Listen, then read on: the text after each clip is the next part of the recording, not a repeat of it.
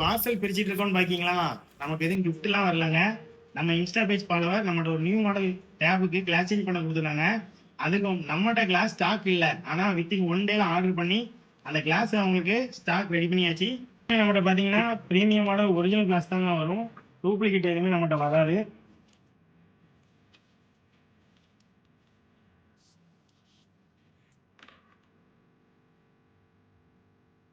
இந்த டேபுக்காக நம்ம ஆர்டர் போட்ட கிளாஸ் தான் இந்த கிளாஸ். இதை நம்ம இன்னைக்கு சேஞ்ச் பண்ண போறோம்.